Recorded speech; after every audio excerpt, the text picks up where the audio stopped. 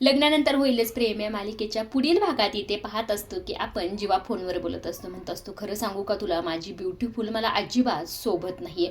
कारण तिचं वजन बघितलंस का तू? ह्या बाबतीत खरंच माझा दादा लकी आहे, खरंच लकी आहे.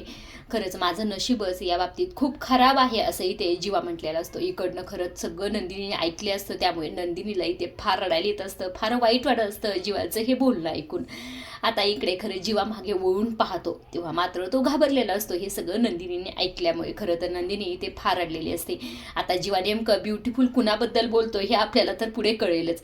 आता इकडे दुसऱ्या बाजूला खरं तर आपली काव्य जी असते ती छान अशी रेडी घालेली असते, छान साडी वेअर केलेली असते. पाडव्याची तयारी असावी उद्याच्या भागात, त्यासाठी सगळं काही तयार झालेले असते. छान मराठमोळी लुक केलेला असतो.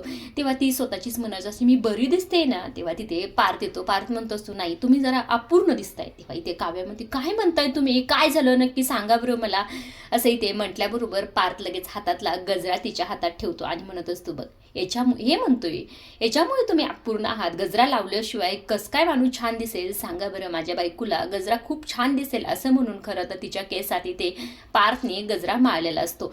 आजच्या पुरतं एवढंच. अशा डेली मालिकेच्या अपडेट जर जाणून घ्यायला आवडत असतील तर आपल्या चॅनलला जरूर सबस्क्राईब करा. धन्यवाद.